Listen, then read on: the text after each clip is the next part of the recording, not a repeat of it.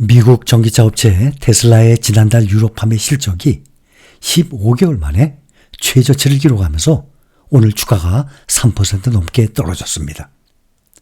테슬라 주가는 전장보다 3.48% 내린 180.11달러에 마감했습니다.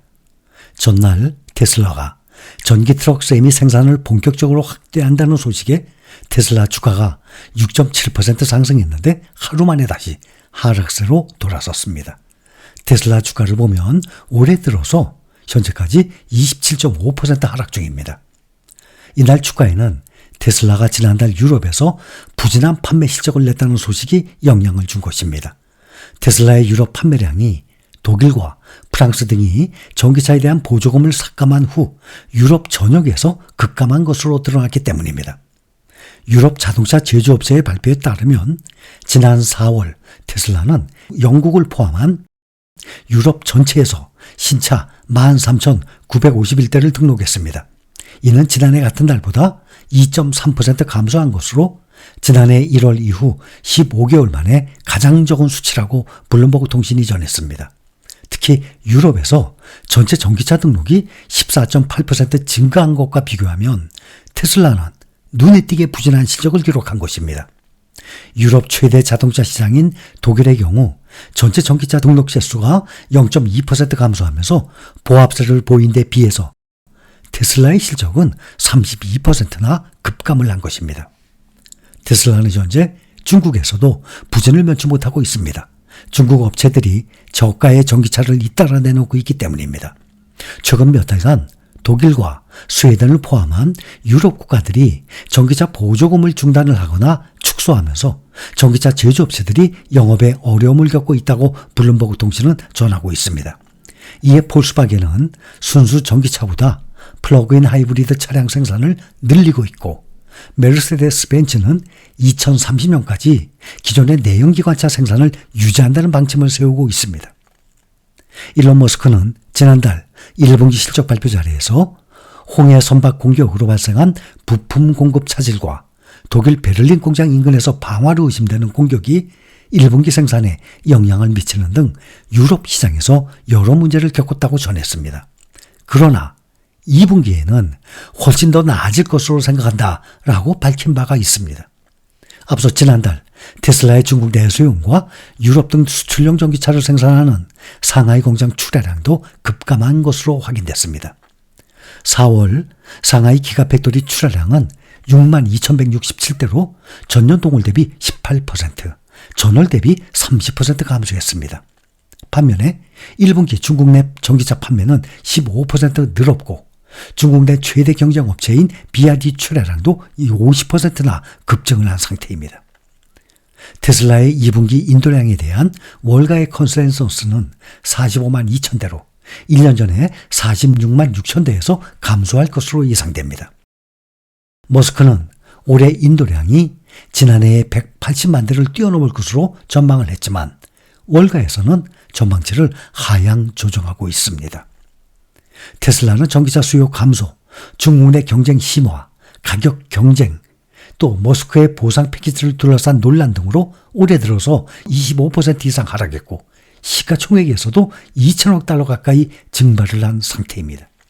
골드만삭스를 이끄는 데이비드 솔로몬 최고 경영자가 예상만큼 떨어지지 않는 인플레이션을 지적을 하면서 올해 미국의 기준금리 인하가 단행되지 않을 것으로 내다보고 있습니다.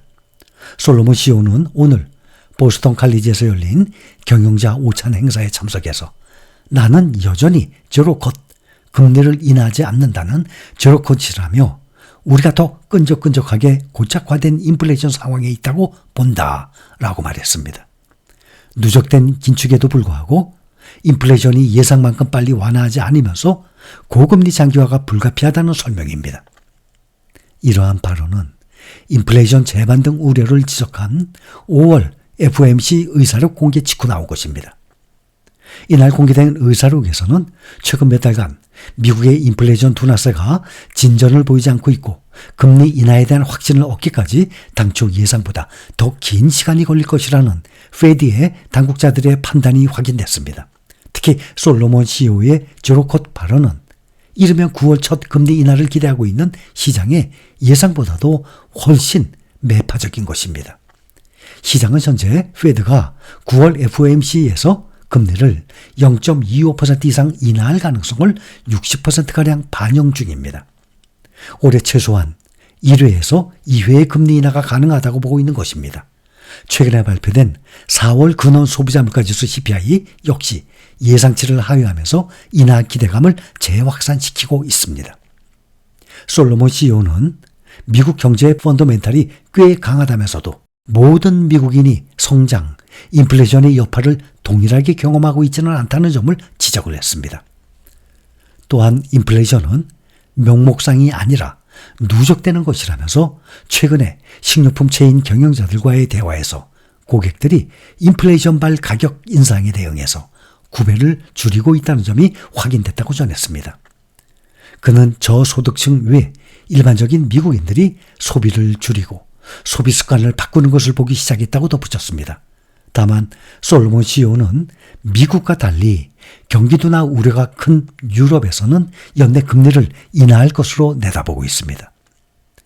현재 시장에서는 유럽 중앙은행이 이르면 6월 금리를 내릴 수 있다고 예상하고 있습니다. 인플레이션 압력, 지정학적 리스크 등 세계 경제의 역풍으로 작용할 수 있는 우려점도 지적했습니다. 솔로몬 CEO는 지정학적 취약성은 우리가 당분간 함께해야 할 부분이라면서 이 밖에 미국 내 산업 정책에 대해서는 보다 광범위한 접근을 요구하면서 전기차 충전 네트워크 구축, 인공지능 기술 채택에 따른 추가 전력망 부담 등을 지적을 했습니다.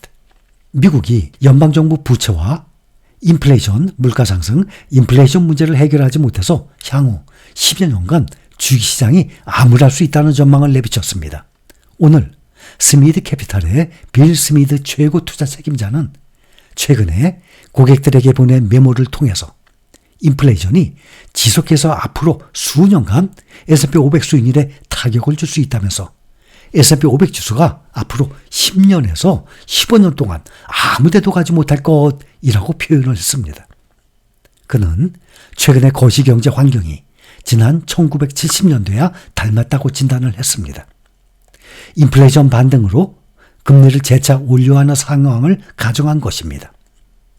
새로운 인플레이션 시대가 주식의 대폭 하락을 이야기할 수 있다고 우려했습니다. 미국의 연방정부의 부채가 인플레이션을 유발하는 것이 특징이라고 스미드는 지적을 했습니다. 그런데 정치권이 이것을 고민하지 않는 현실을 비판을 했습니다.